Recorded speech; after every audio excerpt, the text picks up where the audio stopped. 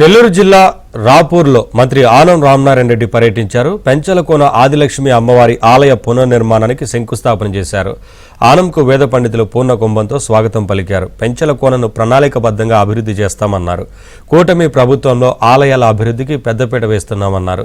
జిల్లాలో 58 ఆలయాల అభివృద్ధికి 118 కోట్లు కేటాయించామని తెలిపారు. చంద్రబాబు ఆదేశాలతో ఆంధ్రప్రదేశ్ను ఆధ్యాత్మిక ఆంధ్రప్రదేశ్గా మార్చేందుకు కృషి చేస్తున్నామన్నారు.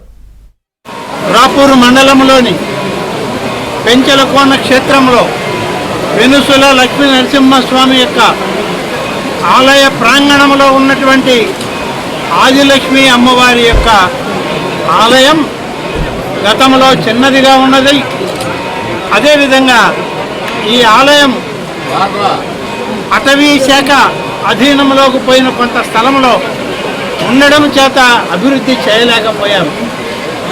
తర్వాత అటవీ శాఖ అధికారులందరితో మాట్లాడి సర్వే చేయించాక ఆలయంలో ఇంకా చాలా భూమి ఉంది, ఇది అటవీ శాఖకు పొరపాటున పోయింది, తిరిగి దాన్ని మళ్ళీ మనం తెచ్చుకోవడం జరిగింది.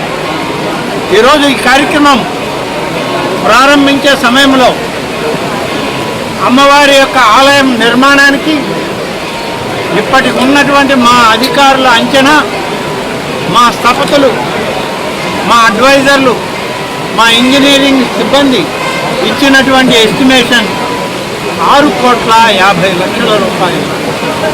6,50,00,000 రూపాయలు సిజిఎఫ్ నిధుల నుంచి ఏర్పాటు చేస్తున్నాం.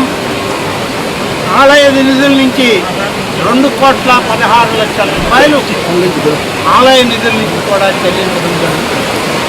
మొత్తం మీద 6,50,00,000తో ఆలయ